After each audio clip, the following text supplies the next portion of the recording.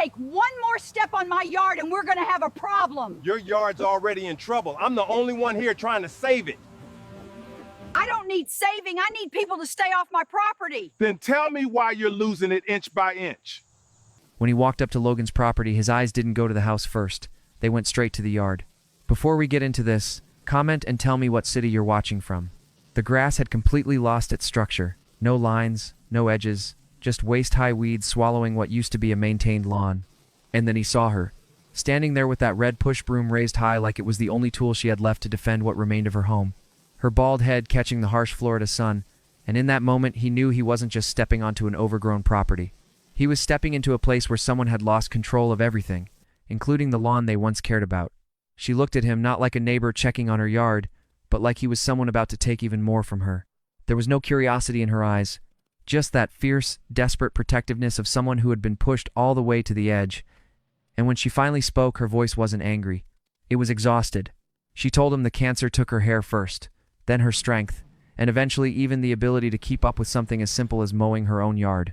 That lawn, the same lawn that used to be trimmed, edged, and cared for, had slowly turned against her. The mowing lines disappeared. The edges blurred. The weeds crept in like they were reclaiming the ground piece by piece. What used to be a yard had become something she couldn't fight anymore. It's a different kind of pain, seeing someone who's already fighting for their life, also losing the battle outside their front door. Because when a lawn gets that far gone, it doesn't just look bad. It feels like everything is slipping away. She told him the city kept sending notices about the condition of her yard. Violations, warnings, threats of fines. But she couldn't keep up, not with chemo draining every ounce of energy she had left. And every time she looked out at that overgrown mess, it didn't just look like a neglected yard. It felt like time was running out. Like the world was closing in around her. Like she was disappearing, along with everything she had built. She said something he wouldn't forget. I don't want to leave this world with my home looking like I already gave up. And that's when he knew. This wasn't just a cleanup. This was a fight. So he walked back to the truck, grabbed his heavy-duty brush cutter, and yanked that starter cord. The engine roared to life, cutting through the silence of that neighborhood like a statement. Logan stepped back onto the porch, still holding that broom, but now just watching. Not with fear anymore, but with something closer to disbelief. Every pass he made through those thick weeds, every section he cut back down to clean ground, felt like he was restoring something piece by piece. Not just the lawn, her control, her dignity, her peace. The blade tore through vines that had wrapped themselves around everything, grass that had been left to grow wild for months, debris hidden under layers of neglect.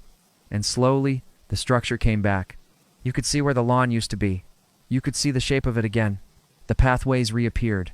The space opened up, and that heavy feeling in the air started to lift. There's a smell that comes when you clear land like that. Fresh cut grass, exposed soil, clean air replacing decay, and he could see it hitting her like a reminder of what normal used to feel like. Like proof that things weren't completely gone yet. He could feel eyes on him the whole time. Neighbors. People who had walked past this house for months, watching it fall apart and never stepping in. And it pushed him harder. Because this wasn't just about doing a job right. It was about showing what real community actually looks like. When he finally cleared a clean path to her front door, edged the lines back into place, and hauled away the piles that had been suffocating the yard. That house didn't look abandoned anymore. It looked like a home again. Logan didn't say much when he finished. She just stood there, looking out across her yard. But you could see it, that weight that had been sitting on her shoulders for months. It wasn't crushing her anymore. And that's when it hit him. He wasn't just cutting grass. He wasn't just restoring a lawn. He was giving someone back a space where they could breathe again. A place where they didn't feel like they were losing everything. Because people like Logan, they're fighting battles most of us will never understand. And sometimes, the difference between giving up and holding on is just knowing someone showed up. If you saw someone struggling like this, would you step in? Like and share this to remind people that we don't leave others behind when things get hard. Today, they didn't just clear a yard. They gave a fighter her home back. And for the first time in a long time, she could look outside and feel proud again. You never really know what someone is going through behind closed doors. But today, they made sure Logan knew one thing for sure. She's not fighting alone anymore.